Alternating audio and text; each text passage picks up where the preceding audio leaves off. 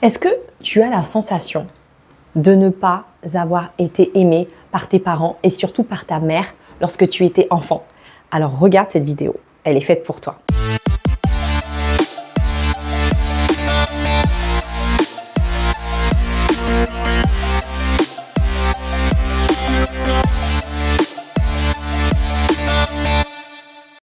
Je suis Sarah Massengo.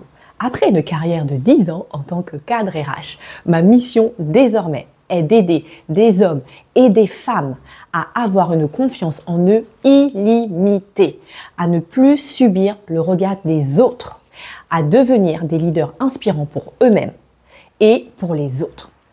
Alors toi, tu penses que ta mère, durant ton enfance, ne t'a pas aimé?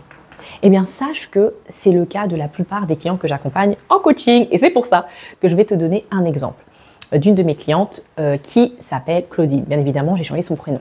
Alors Claudine, eh bien, c'est une femme de 35 ans qui a eu aussi un doctorat, qui a un poste à responsabilité.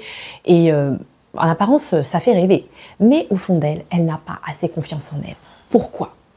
Parce que Claudine, du haut de ses 35 ans, pense que sa maman ne l'a pas aimée durant son enfance. Tu imagines?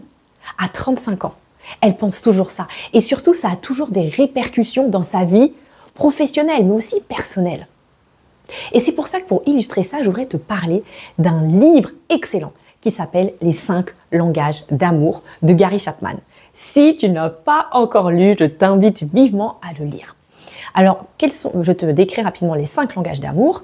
Le premier, je vais essayer de ne pas oublier, il s'agit des cadeaux. Voilà, c'est-à-dire que tu aimes faire des cadeaux, etc. Le deuxième langage d'amour, eh bien, ce sont les services rendus. Ça veut dire que tu rends des services à tes proches, etc. pour leur exprimer ton amour. Le troisième langage d'amour, eh bien, c'est le toucher. Tu as besoin de toucher les personnes, tu es une personne assez tactile pour exprimer ton amour aux autres. L'autre langage d'amour, eh bien, il s'agit des paroles valorisantes. Oui, tu as besoin d'entendre des paroles valorisantes pour, eh bien, te sentir aimé. Enfin, l'autre langage d'amour, eh bien, c'est les cadeaux. Donc, tu as tendance à faire plein de cadeaux à ton entourage pour leur montrer que tu les aimes. Alors, concernant, on va revenir à Claudine. Claudine, comme la plupart des clients que j'accompagne, eh bien, ont manqué d'un langage d'amour, à savoir les paroles valorisantes. Oui, alors Claudine a fait des études supérieures alors qu'elle venait d'un niveau modeste et elle me dit en séance de coaching, mais Sarah, ma maman ne m'a jamais aimée. Et pourquoi dit-elle ça? Parce que lorsqu'elle avait des bonnes notes à l'école, c'était une très bonne élève et pourtant elle se débrouillait seule puisqu'elle venait d'un milieu très modeste et sa mère ne l'a pas particulièrement aidée au niveau de ses devoirs scolaires, etc. Eh bien, sa maman ne l'a jamais félicitée. Elle m'a dit, Sarah, ma mère ne m'a jamais dit « Bravo, je suis fière de toi ». Et à chaque fois qu'elle avait des bonnes notes, elle allait la voir dans l'espoir de recevoir ce langage d'amour, les paroles valorisantes, mais c'était inexistant. Elle n'a jamais eu une parole valorisante de sa mère. Et en tant qu'enfant, cela l'a profondément blessée. Et qu'est-ce que je lui ai montré lors de mon programme d'accompagnement? C'est que sa mère l'aimait bien évidemment, mais elle l'aimait avec un langage d'amour qui était différent du sien. Quel était le langage d'amour de sa maman? Eh bien, c'était les services rendus. Oui, parce que sa maman elle lui a donné à manger, elle avait un toit, elle avait des vêtements, elle lui rendait des services. Donc elle avait tout ce dont elle avait besoin au niveau matériel.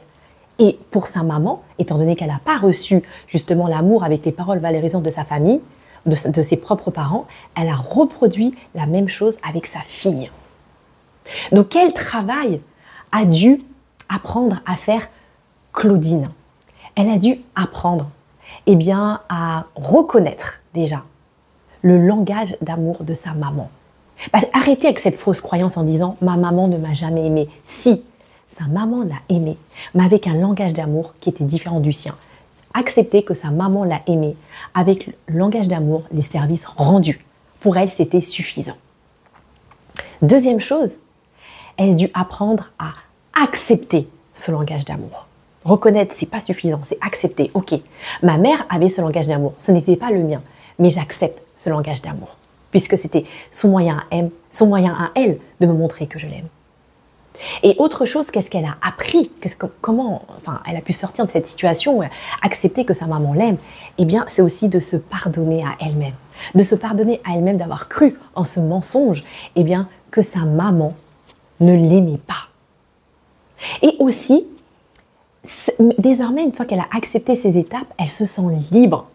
Elle n'est plus blessée de l'intérieur. Et oui, sa maman a fait comme elle a pu, avec ses moyens, avec ses forces, avec son histoire, avec ses blessures.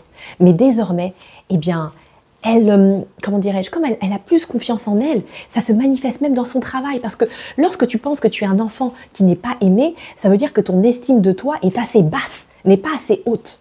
Et l'estime de soi, c'est l'amour que tu te portes pour toi-même. Ce n'est pas la confiance en soi. L'estime de soi, c'est quelque chose de très profond. Et désormais, Claudine a une forte estime d'elle-même. Donc au travail, elle a davantage confiance en elle. Elle ose s'affirmer. Elle a plus de leadership. Elle subit moins le regard des autres parce qu'elle est guérie de son passé. Voilà le travail formidable qu'a pu faire Claudine. À toi de jouer désormais si tu te sens concerné par ça et assume ta posture de leader. Je t'invite à aller plus loin. N'en reste pas là. Inscris-toi à ma formation gratuite, les 3 étapes pour assumer ta posture de leader. Tu verras, c'est du haut niveau. Je te dis à très bientôt et time for action. Et surtout, n'oublie pas de partager cette vidéo. Ciao!